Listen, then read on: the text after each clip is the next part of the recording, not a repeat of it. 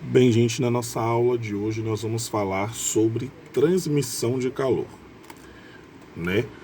Dentro dessa parte de calorimetria, a transmissão de calor faz parte de todo esse processo, onde vocês já vão até se familiarizar por conta de alguns conceitos que a gente já falou, que a gente já discutiu e que a gente já viu, certo?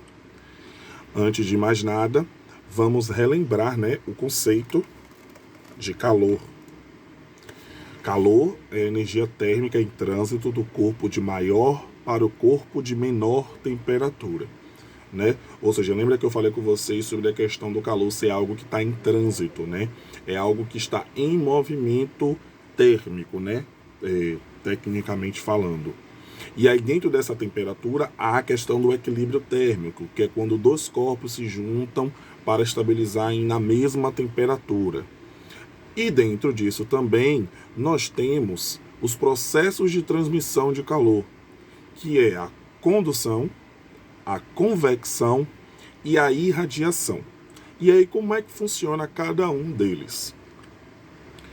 Na condução é a transferência de calor mediante o contato entre as superfícies de dois ou mais corpos que se encontram em diferentes temperaturas.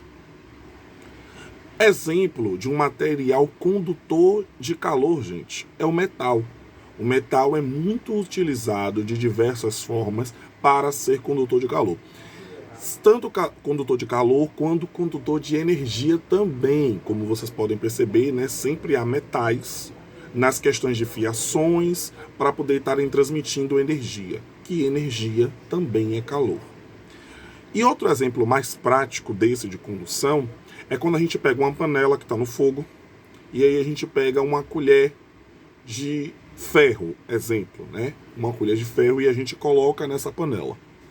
Quando a gente pega e submerge a colher dentro da panela, né? Aquela parte, né, que está ali dentro da panela, ela começa a esquentar e ela começa a aderir à temperatura que aquela panela, que aquele líquido está ali emanando. E à medida que ela vai pegando aquela temperatura, ela vai conduzindo a temperatura da ponta que está dentro da panela até a outra ponta que a gente segura. Nunca, já deve ter acontecido com vocês de vocês pegarem uma colher, colocar na panela, esquecer, e aí quando for pegar, ela tá ali pelando de estar quente, né? Então isso se chama uma condução de calor, certo? O outro meio de propagação da transmissão de calor é a convecção, que é a transferência de calor que ocorre em fluidos, que apresentam diferentes temperaturas em seu conteúdo. Quando é fornecido calor a um fluido, formam-se correntes convectivas, que transmitem o calor até que todo o fluido entre em equilíbrio térmico. Exemplo disso, digamos que vocês pegam uma chaleira, tampa e coloca no fogo, né, cheia de água. Quando você liga o fogo, a chama ela fica em específico em um lugar da chaleira, né, que é no meio, digamos assim. Aquele meio ali vai ser a maior temperatura de toda aquela água que está dentro da chaleira. O condutor térmico nesse momento vai ser aquele meio ali. Ele que vai criar correntes fluídicas que vai transformar com que todo o resto do líquido dentro da chaleira possa também aumentar a sua temperatura e assim fazer com que todo aquele líquido, todo aquele fluido que está dentro da chaleira possa estar em equilíbrio térmico. E o que é estar em equilíbrio térmico? É que toda aquela água esteja na mesma temperatura, certo? Este também é outro ponto da convecção. O processo de convecção térmica ele ocorre nos líquidos e nos gases e nos meios de deslocamentos de massa, gente. Ou seja, não acontece convecção no vácuo. A gente já falou muito sobre vácuo, né? A questão de calor, mas não acontece convecção no vácuo, certo?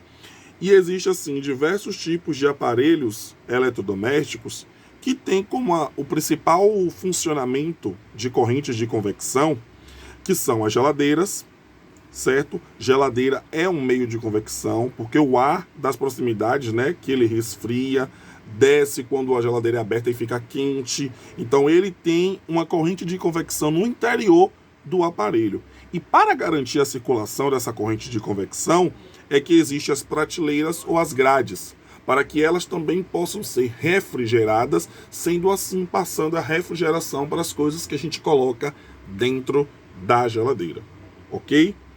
Além disso, também temos o funcionamento dos aquecedores, que são colocados em posições mais baixas do ambiente, porque assim eles podem emanar as correntes, né, de energia, de refrigeração para todo o ambiente. Ao contrário dos aquecedores, nós temos o ar-condicionado, que deve ser colocado na parte superior, na parte mais alta possível, para que ele possa ter condições de emanar aqueles raios, né, de ar para todo o ambiente. E isso se chama convecção. E por fim, nós temos a irradiação. A irradiação é a transferência de calor realizada por meio de ondas eletromagnéticas, certo? Todo o corpo se encontra em temperaturas diferentes do zero absoluto. Troca de calor em formas de ondas eletromagnéticas constantemente com suas vizinhanças. O Sol, por exemplo, aquece a Terra por meio da emissão de infravermelho e luz visível, entre outras ondas eletromagnéticas. Ou seja, esse é o processo de calor que pode ocorrer em meios materiais, como no caso do ar atmosférico ou também no vácuo, diferentemente da convecção. O aquecimento do nosso planeta ocorre por esse tipo de transmissão de calor, certo? Como eu falei para você, a Terra recebe um meio de emissão infravermelho ou ultravioleta, que ao atingir a atmosfera é absorvida e remitida na forma de irradiação infravermelho. Tá ok, gente?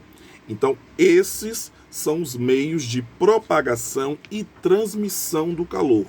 Repetindo, eles são convecção, condução e irradiação.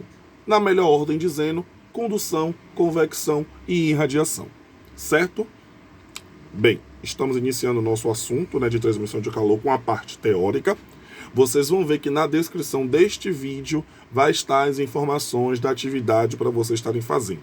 Estará o link de um outro vídeo que pode complementar e tem uns exercícios falando sobre transmissão de calor. Então eu vou pedir que vocês assistam esse outro vídeo que vai estar no link aí na descrição. Copiem os exemplos lá postados, copiem essa introdução que eu estou postando aqui para vocês, certo? E me mandem no WhatsApp, certo? Na descrição do vídeo vai estar todas as informações disponíveis sobre a atividade, o prazo de entrega e lembrando, gente, não será aceito nenhuma atividade após o prazo expirado. Tá ok? Até a próxima aula.